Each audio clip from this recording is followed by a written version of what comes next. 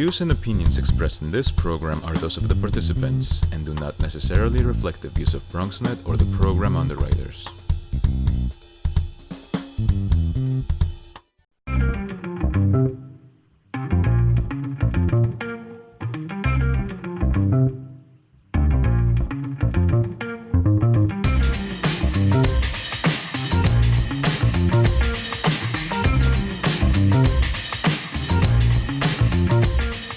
Hey there, good evening. Welcome to the Bronx Buzz. This is BronxNet's program where we talk to writers and editors and journalists and videographers and photographers, filmmakers, anybody who's putting stuff out in the Bronx, so we can give you a little insight as to what's behind some of the stuff that you see.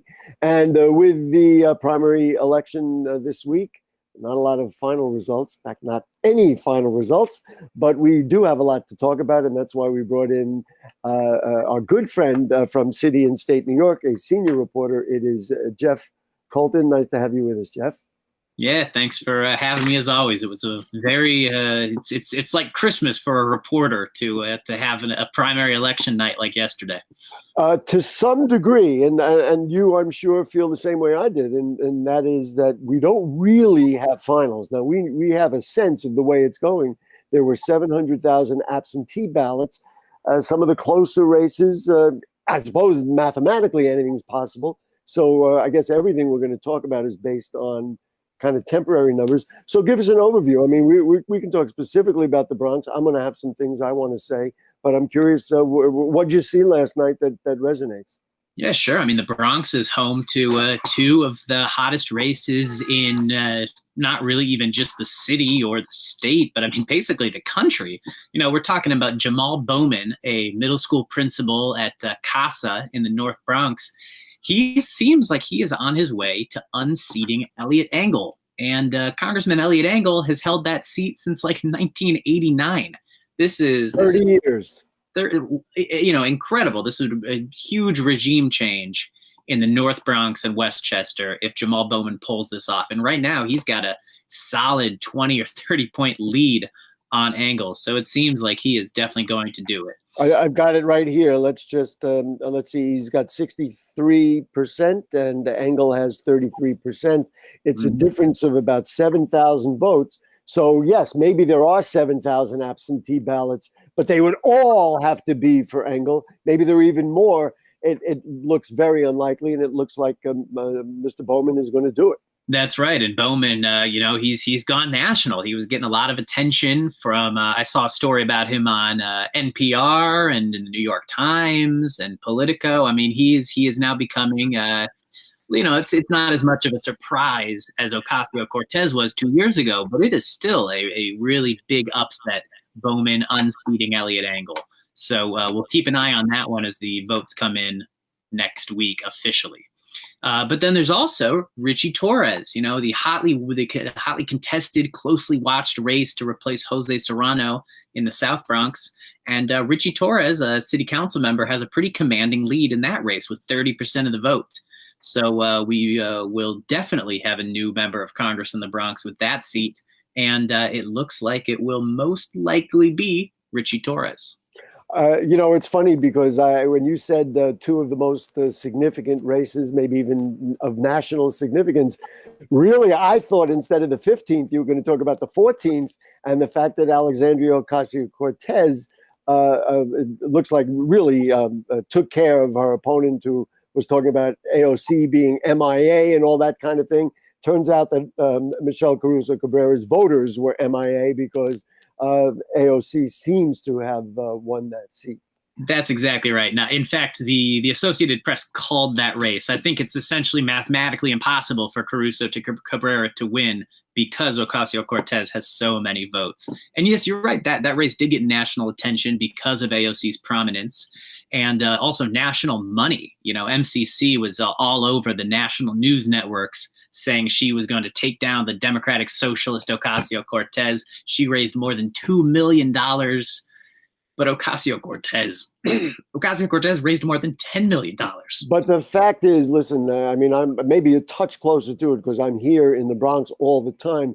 She is incredibly popular. She is incredibly seen as a leader of a movement here in the borough of the Bronx. In terms of the personality of the Bronx, I have said it way back when she first was elected. It's no surprise that this sort of thing happens from the Bronx. Somebody like that unseats Crowley. But Jeff, I want to throw these couple of things at you. Maybe you haven't thought about it. Certainly I have, looking at the borough as a whole. You're talking about Alexandria Ocasio-Cortez, maybe the most famous left-handed, if you want, for a better term, Democrat in the nation. Jamal Bowman, who is very quickly catching up, as you have acknowledged. Richie Torres, who I think he's somewhat of an independent thinker, but he supported Bernie Sanders in 2016. And then you have Adriano Espaillat, whose background is he was once an undocumented immigrant. That is the Bronx delegation in Congress. I think it's incredibly powerful, and it makes a very strong statement about the Bronx and what Bronx voters want. And I have to tell you, I actually think it's incredibly representative of who it's like exactly what the democratic process was supposed to do. Engel, Crowley, and Serrano all out of office through this 4-year process. Remarkable. Absolutely. And age is a part of the story, too. I mean, of course, Ocasio-Cortez just turned 30 years old, but Richie Torres as well. I think he's about 31 years old. He's very young. So that is real regime change for the Bronx. Elliot Engel's 77. Jose Serrano is also in his 70s. We're talking much younger candidates. Jamal Bowman, I believe, is 43 or 44. So also quite young for a member of Congress. And so maybe there is value in experience, and Serrano was, involved in financing and, in allocations, and certainly Engel was the chair of the Foreign Relations Committee, but that's being sacrificed. I want to just read to you this, which is going to resonate very familiar to you. After I saw what happened last night, this is the first thing I thought of. Come senators, come congressmen, please heed the call. Don't stand in the doorway. Don't block up the hall. For he that gets hurt will be he who has stalled. There's a battle outside raging. Will soon shake your windows and rattle your walls. The times they are a-changing. I think that's what happened in the Bronx last night. And Jamal Bowman. Like that? You like that? That was good? This is a show about the arts, right? Jamal Bowman gave a great speech last night. It was in Yonkers. Sadly, it wasn't actually in the Bronx. But in Yonkers, Bowman gave a great speech. Really talking about his upbringing, living in public housing, growing up as a Black man. And he kind of talked about that. He said, I'm ready to come into Congress and make a mess and challenge Donald Trump. So very inspiring. Although by the time he gets into office, Trump may not be in office anymore, but that's another issue. Anyway, I want to throw something else at you. And that was the fact that there were 12 candidates in the 15th, which you have acknowledged. I'm looking at the list right now of results. Ruben Diaz Sr. Lost, or he came in third, a significant third. Richie Torres had 12,400 votes. Reverend Diaz had 6,000 votes. I have to say, I think it was a travesty that there were 12 candidates. And I'm going to finger him right now. I think Marcos Crespo, who is the chair of the Bronx Democratic Committee, did not do his job. How could he have, I don't want to say permitted, but not interceded when Melissa Mark Viverito and Adonis Rodriguez came from Manhattan to run for Jose Serrano's seat? That is unforgivable. And it is the county leader. That's his party. And if the numbers had worked out maybe in a different way, Reverend Ruben Diaz, the most right-handed official in the Bronx right now, would represent the South Bronx. I have to say, and I know Marcos Crespo well, I think he quit early. I mean, he's apparently going to be resigning, but I think it's on him. And I'll just give you the numbers. Melissa Mark Viverito got 1,579, and Adonis Rodriguez got 4,648. That is probably 6,000 votes. Those 6,000 votes could have been split to maybe someone like Semelis Lopez or Richie Torres, or maybe Michael Blake would have done better. And listen, people like Torres, Tomas Ramos, Frangel Basura, Shavana Newsom, even my longtime friend Julio Pabon, these are all very good people. The Bronx Democratic Party gets people off the ballot all the time. How did he allow it to happen that it was possible that Reverend Diaz, and so and I will talk to the assemblyman about it. Well, but I think it's on him. Crespo was in a very interesting position, as you said. Ruben Diaz Sr. might have been getting some negative attention from the progressives really across the country. But Marcos Crespo came up with Ruben Diaz, came up in his office.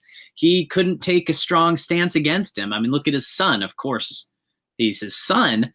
But he kind of had to be like, well, he kind of stayed out of the whole thing. So very interesting race. And you're right. I mean, Crespo's on his way out. Maybe he just threw it all out there and said, let it happen. Let the voters decide. It seems clear that happened. It seemed a surprise to me that would happen. My next sentence was going to be what you've just said, is that there is a long-standing relationship there. And so maybe he simply got out of the way, And yet, I mean, look, I thought, if you asked me a week ago, I thought we would have been talking today about how Ruben Diaz Sr., was either leading or that the vote would be going down to the wire. But that has not happened. I think Richie Torres's narrative that he was the one that could take down, that had to be coalesced around to take down the conservative Democrat, Ruben Diaz Sr., I think it was effective. I think voters bought it and said, yeah, let's get behind Torres. Do you think it was money that he had? He had money. He had a pretty good war chest, maybe comparatively, and in a race with 12 candidates, a little bit goes a long way. Absolutely, yeah. Torres dominated fundraising. I mean, he had more than basically the rest of the field combined, and his team. They're telling me that they spent a lot of it in the last week. We're talking TV ads, digital ads, people on the ground getting out the vote. I think he did a full court press in the days leading up to the vote, and I think that could have been the difference maker. Jeff, final question, and let's do it real quick because we do got to go. And anything in the state that was shocking other than, these were congressional races we've discussed. There's one, the empty seat in the 79th, Chantel Jackson only leads by about 250 votes over Cynthia Cox, potentially still up for grabs. But was there any overall change in either the Assembly or the Senate that you could see of significance? No, I mean, a number of incumbent assembly members look like they are going to lose. However, those are mostly based in Queens and Brooklyn. In the Bronx, there will be change, though. Like you said, Michael Blake is retiring, so we have a new assembly member there. Marcos Crespo is retiring, so we're going to have a new assembly member there. And, of course, what is her name? Carmen Arroyo in the South Bronx. Oh, that's right. Off the ballot. So Amanda Septimo will be the new assemblywoman down there. So there is quite a bit of change, actually, even in the state legislature in the Bronx. Well, but it all, certainly in terms of the congressional candidates we talked about, and you add Amanda Septimo, it's a sea change in Bronx politics. Fascinating stuff for those of us, especially me, because I've been here for all these years sitting and watching it. But having you to bounce it off of, Jeff Coltin, is just a pleasure. Take care of yourself, stay safe, stay healthy, and I guarantee we're going to have you back on the program sometime. Always happy to talk about Bronx politics. Thanks for having me. All right, ladies and gentlemen, Jeff Coltin from City and State New York. We're going to take a short break, and then we are going to talk about that 16th congressional district race with the editor of the Riverdale Press, Michael Hinman, will join us, so don't go away.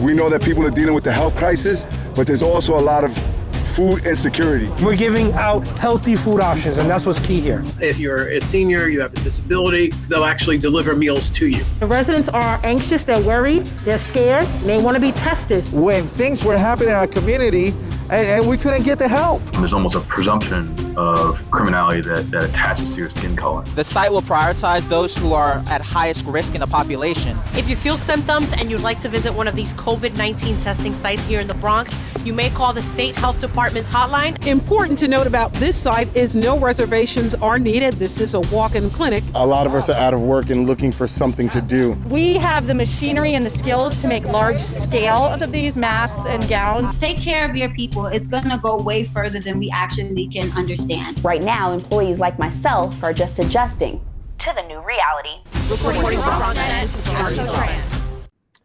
Hey there, back with you on the Bronx Buzz. And given the nature of this week's primary, of course, we're talking politics. And we just had a great segment with Jeff Coltin from City and State New York. And now we go to the Northwest Bronx and Riverdale. And it's my friend Michael Hinman, the editor of the Riverdale Press. Nice to have you with us. Yeah, now you're going to a better segment, right? Is that I never weigh them. They're all my children. I love all my children. All right, fine, Gary. You were at the Jamal Bowman reception on Tuesday night. Let's start there. What was that like? It was a reception. It's odd doing this. I've been to a lot of these campaign type of things that, these election night gatherings. And usually it's a pretty packed house. And we had a lot of people there, but it's weird doing this in this whole coronavirus world where everybody's like trying to keep their distance from each other and put on masks. It's odd. It's very different, but the energy was really high. And I think that everybody was expecting, the results as they were coming through. So I don't think a lot of people were surprised, especially the energy we saw toward the end. He ran a very good campaign. And as I mentioned to Jeff Coltin, I was reading the Times. I do read the Times, I was reading the Times the other night, maybe, 2 nights before the primary. And every story I went to had 3 separate Jamal Bowman ads. That's good placement. That's good work. I mean, I didn't see any Elliot Engel ads. And one more thing, as far as Riverdale goes, I saw people writing in chalk on some of the streets on Johnson Avenue, on 238th Street, vote for Jamal Bowman. In this day and age, that's pretty clever stuff. It is. I mean, at the same time, these different campaigns have to, remember their local papers or community papers. And, and not every paper stretches all over their district. But, having these papers like us is very important, or City and State or any of the papers, Norwood News, all of them that are over here, is really important. And I think that a lot of times you've seen these campaigns with millions of dollars, like what this congressional race raised, and you have to kind of twist their arm and say, hey, spend a little bit, instead of spending all of it in social media where all that money goes to San Francisco, spend a little bit that stays here in the Bronx too. So I think that's really kind of important. I'm glad you brought that up, and I normally I'll give you feedback on every issue you put out. I did not. I don't know if I told you directly. I thought the last issue you put out, which had really interesting bios of all the candidates running in the area, you didn't get them all in one edition. I know that you had a couple in the previous. Was really, really good work, and I know it's been the Riverdale Press's thing over many years to just give information. They generally don't endorse candidates, but so congratulations. It helped me as somebody who was running forums and debates to go through it. So thank you. Yeah, and we expanded too, like to the judges and stuff. We just got a late start on it because of the coronavirus this year. But because we don't endorse it, that's been a long-standing tradition here. We don't endorse at this paper. But for me, I always wanted to do profiles of the candidates without them mentioning their opponents, without having to go with the back and forth. Just talk about who they are and share that and kind of bring that to the reader so they at least just see that part without all the politics involved with it. And I think it's been very popular. People have really enjoyed those, I think. And then we give them a chance to say whatever they want in an op-ed. So, and they take advantage of that as well. So yeah, it made for, certainly for those of us like me, very interested in Bronx politics, made for great reading. Let's talk about Congressman Engel. This is a man who came in for Mario Biaggi, defeated him some 30 years ago. I guess we are about to see the end of a long and frankly distinguished political career. You on board with that? I mean, I obviously, I don't even live in the district. I live in Adriano Espaillat's district, so definitely have no dog in the fight. But I always felt that Elliot Engel has done a lot of great things for the community. But at the same time, I am a fan of term limits. I am a fan of that there's a point where you kind of stick around too long. Like if I'm still here in 30 years in this job, push me out because I've probably been here too long. And I'm just probably not putting the same energy into it that I did before. And sometimes you need that change. And the thing is that this community is changing. This part of the Bronx is changing. I think everywhere is changing. And I think that there's a whole different mentality happening. And if you're not keeping up with that, then you're going to get lost. And I think in a way, Congressman Engel kind of got lost. And he couldn't keep up with the energy and and the new ideas that Jamal Bowman was bringing to the table. I'm going to add an asterisk to what you had said. I've been here for now in my 26th year. I'm not ready to leave in 30 years. Don't throw me. You can speak. So I was specifically referring to you. No, I'm just kidding. No, it was great. Clearly, and we were just talking about this with Jeff Coltin, the shift is, I think, immense. I thought what happened last night as a whole in the Bronx, and Jamal Bowman was part of that, with Jamal Bowman, Richie Torres, Alexandria Ocasio-Cortez, and Adriana Espaillat, that is the Bronx delegation, congressional delegation. I think it's representative of what maybe somebody wants to call the new Bronx, but I think it's representative of what people in the Bronx want to see. These are the people they want to have represent them in Congress. What do you think? I mean, I definitely agree with that. I think that we're seeing the mandate for that. I think that, that I don't think it's that it's, I guess when, Alexandria Ocasio-Cortez, when she defeated, Joe Crowley, that was maybe a fluke at the time. But when it just happened again, I mean, it's starting to show that it's not a fluke, that it's showing that there's a lot of voices that aren't being heard. And it's time that we start really listening to them because they're getting loud and they're getting powerful. And I think that's why we're seeing, fresh faces coming into Congress and replacing people like, I don't think Engel ever did a bad job, but, I think there was a time for a change. And I think this was it. He has always been, and I've interviewed him and had him on debates, including this election season, this primary season. He's been very clear. I view it as, a referendum on my work. If they are, if I'm fortunate enough to have the voters want me again, I accept it. I think he will be very gracious at this point, everybody's waiting. I mean, everything that we're talking about, of course, is perspective. How do you read those absentee ballots? I mean, my assessment is that it's going to be the same breakdown, essentially, as the in-person vote, because it's not like they're coming from military or they're coming from seniors. That's my sense. What's your thought? Yeah, I think in order, because the Jamal Bowman camp has already declared victory in this. I think Elliot Engel's camp is still waiting to see what happens with absentee. But to be honest, it's a 25-point difference right now. I mean, really, assuming that, that the number of absentees are probably the same number as the live people who voted, 47,000, let's say. Elliot Engel would have to win that by 80-20 or something really crazy like that to overcome that deficit. It's just, it's a steep hill to climb. And you're right. I mean, it's not coming from a specific group that might vote a certain way. It's a very general, electorate that it's coming from. So who knows? But it's probably going to break down the same way we saw the live breakdown. That's what my thought is. Crowley, Serrano, Engel. That is a lot. I mean, I could add up the years. It's probably up to 60 years, if not more, of experience in Congress. That also means power. It means appropriations power. And so while the newbies, so to speak, will, have their advocacy, not having Serrano on the Appropriations Committee, not having Engel on the Foreign Relations Committee, Crowley, of course, at that time was ready to become the next speaker. Does the Bronx lose, or is this just the natural course of things and you got to be patient and they'll get there?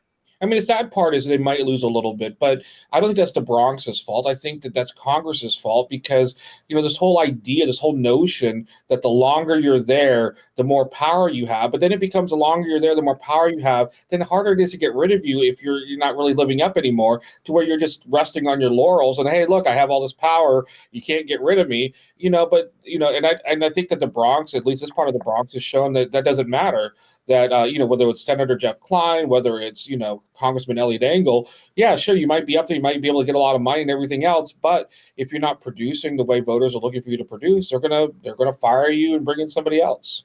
One pundit I spoke to about this race, who's quite knowledgeable, said that Israel was a very big issue, and that groups like the Justice Democrats and others who supported Bowman's campaign, wanted to take down the Congress's most pro-Israel official. What do you think of that? Do you think that was part of it, or you don't see it like that? I mean, maybe behind the scenes that was a possibility. I mean, that wasn't apparent in the campaign. I mean, Israel didn't even really come up until the very end when Rabbi Weiss, Avi Weiss, had a letter published and he submitted it too late for us. So, so a couple of people got together and actually bought an ad and published the letter. And then Jamal wanted to respond to it. So I ended up publishing both of them online because we'd already had our last print edition. And I mean, it came up and it got really big in the last few days. It's been our highest traffic stuff right now, but yeah, I mean, I don't know if that was really the intention in the beginning. I think that, what was being targeted were just, people who just weren't producing, who weren't progressives. And I think that's what Justice Democrats were going after, to be honest. I was really proud of my local paper that you had that dialogue. I thought that was exactly what, good journalism is about. I wasn't aware, of course, that Avi Weiss took an ad out, but the fact that you went back and forth gave the voters a choice, and, whether it was outside influence or whatever it is. So what do you see as next here? Now let's see, Alessandra Biaggi also. Well, we got about a minute. What about the relationship between Alessandra Biaggi and the Ben Franklin Club? That has got to be fraying, to say the least. It's going to fray even more.